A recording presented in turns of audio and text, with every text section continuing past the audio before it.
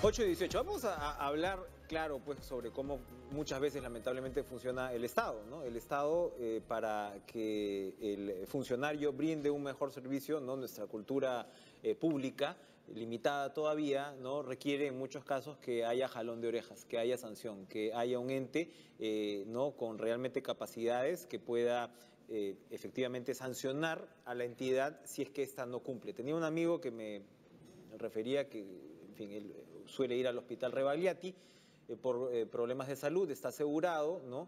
Y pasaban pues muchas veces que sencillamente no le entregaban sus medicamentos, no pasaba nada, él tenía que ver a ver cuándo no es que estos llegaban. Y bueno, hizo una llamada a su salud, hizo el trámite en su salud y en un periodo bastante corto no solamente le entregaron los medicamentos, sino que lo llamaron del hospital para explicarle cómo podía ser el procedimiento, algo que era totalmente inusual en su experiencia como paciente. Eliana Zelaya, superintendenta de su salud, que me comentaba, lleva ya 4 años esta entidad y bueno, ya va dando frutos. Gracias por estar con nosotros. Y lo primero era hacerle una pregunta de coyuntura estricta. ¿Su salud atiende, opera para un caso como este en el cual entramos a una huelga médica tan compleja y donde se supone que a pesar de la huelga se están manteniendo servicios pues fundamentales como emergencia, UCI y demás? ¿Su salud atiende también las quejas del ciudadano con respecto a una situación así? Por supuesto. Buenos días. Muchas gracias por la oportunidad. Claro, dentro de la Superintendencia Nacional de Salud es la entidad que tiene funciones de promover, proteger, defender y prevenir que se vulneren derechos en salud. Entonces, en una coyuntura como esta, de una huelga médica, lógico que hay más riesgo de vulneración de derechos. Van a negarse atenciones. Por ejemplo, las de consulta externa, la mayoría de las atenciones de consulta externa están siendo afectadas a nivel Lima, Callao y otras regiones. Afortunadamente, las áreas críticas, cuidados intensivos, emergencia e incluida hospitalización, no se están desprotegiendo. Y de eso nos encargamos nosotros, porque estamos monitoreando, vigilando y supervisando a diario estas 29 establecimientos de salud que hay en Lima y Callao, y además desde ayer estamos en 5 regiones y vamos a asistir también en lo que viene de los días sucesivos a todas las regiones donde sea necesaria nuestra presencia. ¿Nos puede dar una idea a ojo de buen cubero, porque me imagino pues no hay números tan exactos, pero qué tanto están funcionando estas dependencias en términos porcentuales? Yo tengo un mapa aquí de lo que es los 2 días sucesivos. El primer día ha habido una atención de, digamos, ha habido una afectación de un 5%, y como le dije, en las atenciones ambulatorias. Y el día de ayer, digamos, podría haber sido pues un 8%, ¿no? Este es un mapeo más o menos de qué establecimientos de salud, los 29, bien, ¿no? Los números, los colores rosaditos significan que ha habido afección de lo que en algunos sitios de atención. Bien. Pero lo que más nos interesa es las áreas críticas que no han sido desprotegidas. Y eso de verdad que sí lo saludamos y nos satisface mucho, porque en una coyuntura como esta, que se ha parado los hospitales públicos, que atiende a la población más necesitada, dígame usted, ¿a dónde va a acudir esa población? Por Dios, o sea, no tiene otra opción. Entonces, eso es lo que hacemos desde su salud, ¿no? ¿Qué tipo de sanciones son las que se les hacen a los establecimientos, en este caso públicos, para luego hablar un poco de los privados? ¿Cuáles son las uñas, los dientes que tiene su salud para poder operar de verdad? Porque como decía, no se va a hacer caso si no hay, exacto, si no hay coerción. Esta es la única entidad que tiene la función y la capacidad de fiscalizar y sancionar. Nosotros no quedamos en recomendación, nosotros sancionamos y tomamos medidas de seguridad. ¿Se sanciona a la entidad? Se sanciona a la entidad y se identifica al funcionario que en el incumplimiento de su función ha afectado o ha puesto en riesgo la salud y la vida de la población. Y lo que hacemos es recomendar, como no tenemos capacidad para sancionar directamente al funcionario, nosotros recomendamos que se inicie un proceso administrativo disciplinario o un proceso en lo civil y lo penal, dependiendo de la gravedad del hecho. Entonces, sí tenemos esa capacidad de fiscalizar y sancionar. Ahora, entonces, utilizamos herramientas que tenemos, que son normas, ¿no? Que son, por ejemplo, tenemos un reglamento de infracciones y sanciones que está establecido por un decreto supremo. Trabajamos dentro de un marco normativo, ¿verdad? El ente rector, que es el Ministerio de Salud, nos da las normas, o sea, nos da las normas y las pautas, y nosotros ejecutamos la supervisión y todas las acciones. ¿Tiene usted? Mire, no pasamos de 35 y yo tengo ámbito nacional, o sea, yo debo estar en todas las regiones y lamentablemente el número de mis supervisores es muy reducido para el ámbito que tenemos de acción. ¿Cuántos deberíamos tener el doble de supervisores, por lo menos. Y lo otro que le comento es... ¿Se hacen visitas inopinadas? Hacemos una programación anual de supervisión, ¿no? Ese es uno de las funciones de su salud. Hacemos una programación anual, pero estamos dispuestos a hacer algún cambio de esa programación, como por ejemplo fue el fenómeno del niño costero, que tuvimos que asistir a toda la región norte y después inmediatamente tuvimos que asistir a toda la zona sur altoandina por lo que es la helada friaje. Entonces, hemos estado recorriendo todo el Perú. Hemos llegado en este año a los lugares más remotos de nuestro país, más de 4.000 metros, recorriendo y recabando toda la información de lo que son centros de salud.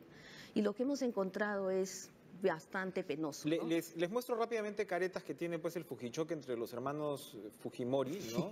A propósito, pero en realidad yo lo que quiero, no es la salud fujimorista la que quiero comentar, sino una nota que tiene que ver con el tema del CIS, porque lo que hemos... No le voy a pedir a usted que me solucione el problema, pero sí en lo que le toca... Sabe que está dentro de su ámbito de competencia. Exacto, así es. A su sector. Entonces, lo que ocurre con el CIS es que se había iniciado un proceso de reforma y entiendo yo, parte de la plataforma de los profesionales de salud es que no les gustaba ese proceso de reforma. El tema tarifario, el tema de la deuda, que son miles de millones, y el tema que me parece complicado, que es lo que denunció Edmundo Beteta en su momento. No hemos tenido todavía la suerte de conversar con su sucesor, no sabemos bien cómo se va a llevar y se va a seguir este proceso de reforma. El tema de esta intersección entre lo privado y lo público, que se había desvirtuado, se había degenerado. El caso del asesor presidencial Moreno era un ejemplo en esas circunstancias. Entonces, bueno, mi impresión es que se ha cedido ante las demandas, ¿no?, de los médicos, e incluso a la hora de que ellos exponen su plataforma, claro, ellos están reclamando que se recupere el tarifario anterior, entonces, claro, yo no sé si eso se está avanzando o no. No le voy a pedir a usted no, yo le puedo dar información. Que entre en... Sí. Por favor, dígame en qué está Usted entonces sabe que el ámbito de competencia de su salud no solamente son las entidades prestadoras, son las aseguradoras. Que son fundamentales. Y ahí están las dos principales, que son públicas, que son el CIS, que tiene 16 millones de afiliados, y el Salud, que tiene 9 millones. Entre los dos ya son 25 millones. ¿Está caminando entonces esta reforma? Y más todo lo privado, porque la impresión que yo tengo es que hubo una parada. Nosotros hemos llegado a la gestión en agosto del año pasado.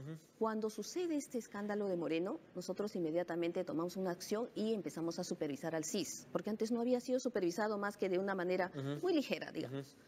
Entramos al CIS a supervisarlo y encontramos una deuda, es cierto, con regiones y con hospitales, que era bastante significativa. Y entonces en ese momento lo que le dijimos, y lo otro, había habido convenios con entidades privadas, tanto el hospital hacía convenio directo o el CIS hacía convenio. Es que lo de Moreno era un ejemplo perfecto, ¿no? Exacto. Oye, compadre, yo te paso a mis pacientes, ¿no? En este caso de Loaiza, ¿no? Con tarifa preferencial. ¿Y qué era lo que habíamos encontrado? A propósito de esa también. Y le cobró al CIS. Supervisamos a todos los hospitales de Lima. ¿Y qué encontramos? Que no había habido una proyección o un plan de lo que es el mantenimiento de sus equipos. Y no les interesaba, pues. Mataban los equipos al privado y cobrarle al CIS. Exacto. Esa figura se estuvo dando, entonces intervenimos. En octubre, terminamos en diciembre y recomendamos al CIS que reconozca la deuda, que haga un reconocimiento de deuda y empiece a pagar. ¿Qué pasó 5 meses después? Llegamos a mayo y no había habido ese proceso, no se había culminado, se había iniciado pero no se había culminado. Seguían revisando. Eso, exacto, 5 meses después. Imagínese usted que de las partidas que tenían que transferirle del año 2017 era mayo y todavía no se hacían, más la deuda del año 2016 y 2015, ¿cómo van a sobrevivir esas instituciones? Los gobiernos regionales, ¿cómo van a atender a la población? Le termino de dar el dato. Por esa razón, a nosotros como su salud, como la entidad que es la superintendencia, nos llegaban quejas de las regiones con todas sus deudas.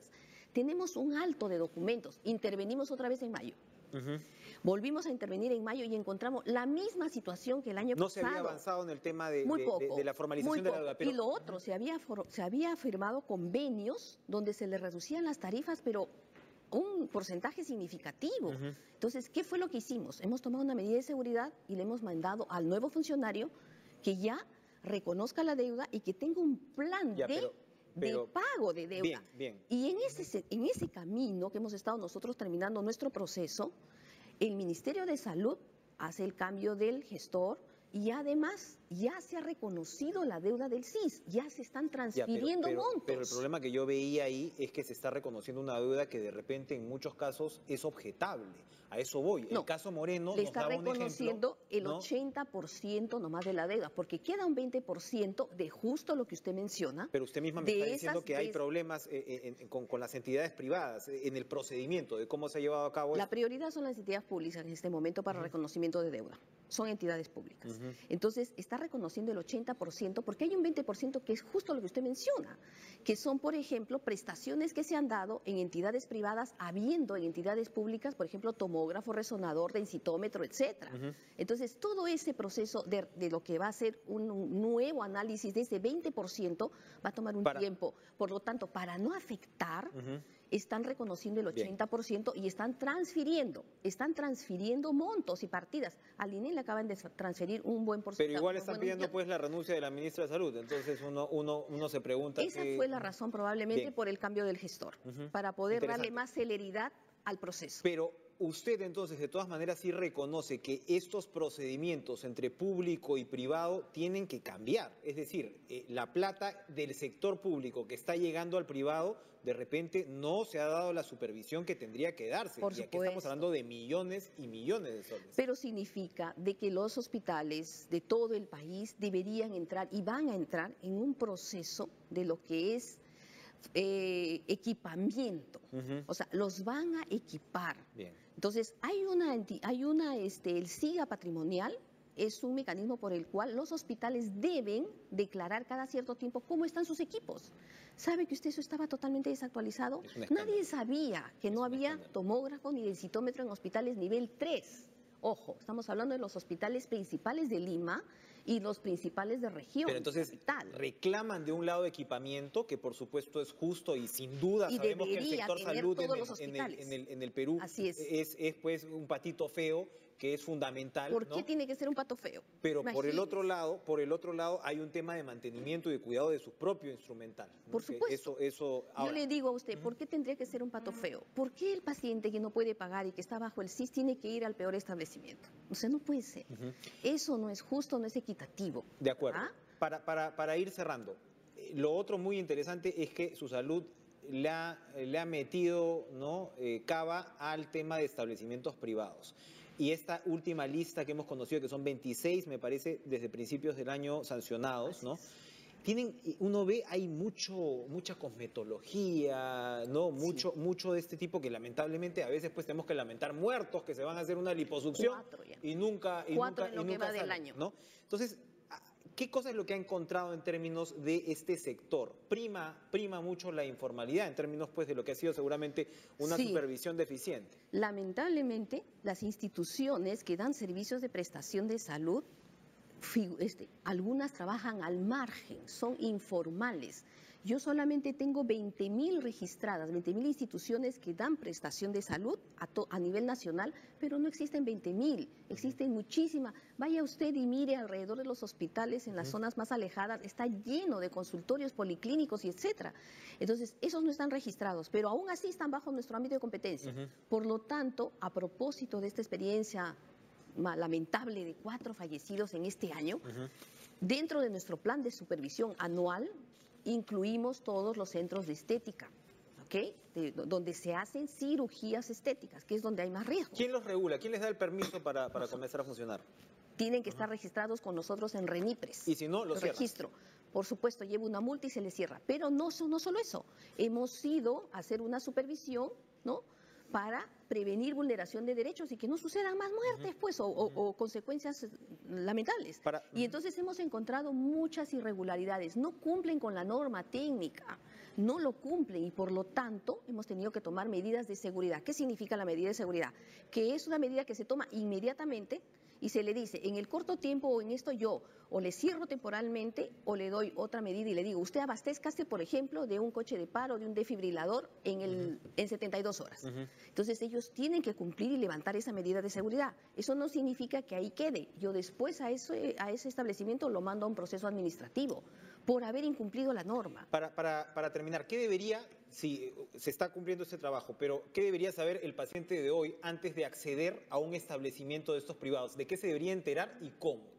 Gracias por la pregunta. Mire, lo que tenemos que hacer nosotros es educar a la población. La población tiene derechos en salud y por lo tanto un derecho es acceder a la información y tener la información de a dónde se va a ver, con quién se va a ver, qué cartera de servicios tiene, si está o no registrado, ¿verdad? Y si tiene o no alguna multa o algún proceso administrativo o ha tenido alguna medida de seguridad por nosotros, que somos la entidad supervisora. Entonces, en esas condiciones, escogerá el mejor sitio. Recuerde que una cirugía estética es una decisión personal, no es un apendicitis que tiene que operarse sí o sí. No es un tema de urgencia, no es un tema de salud. Entonces, se tiene que tomar el tiempo de informarse y tomar su decisión bien informado. Y tiene que entrar a nuestra página web o de lo contrario, nosotros hemos abierto los canales de atención para atender a toda la población. Mire, tenemos un número gratuito, el 0814-900. 0814-900. Usted sabe que atendemos 24 horas los 7 días de la semana y detrás de la línea está un profesional de salud que lo va a orientar y le va a dar la pauta para que pueda disminuir el riesgo, ¿no?, de tener alguna afección de su salud por atenderse en cualquier establecimiento. Y no solamente tenemos el 0800, tenemos la página web, tenemos un aplicativo móvil Su Salud Contigo, que le doy una buena noticia. Ya no solo estamos en Android, ya tenemos en iOS, se lo pueden bajar, ¿verdad? Y luego tenemos presencial.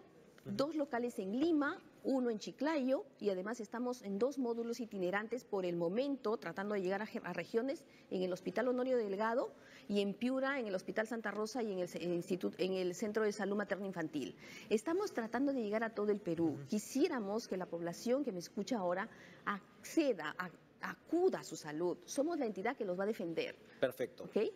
Y ministro, pues, Fernando Zavala, 35 pues inspectores, no hay que duplicarlos. Sí, por favor, estamos pidiendo ampliación, por lo menos, por favor. ¿no? Esto es absolutamente fundamental. Sí, ahí están claro los datos, 0800 14 900, el número gratuito, página web, los aplicativos, como lo acaba de mencionar. Muy interesante la información que nos trae hoy y sobre todo en estos días de paro, recurran a su salud, ¿no? Claro, para poder realmente tener clara la información, no solamente de qué cosa está ocurriendo, sino qué cosa puede hacer si es que usted como paciente ve su derecho, ¿no?, al servicio médico limitado o vulnerado. Gracias, Eliana Zelaya, superintendente de Su Salud, por acompañarnos esta mañana, 8:36. Vamos a una pausa, regresamos con más en TV Perú Noticias, no se vayan.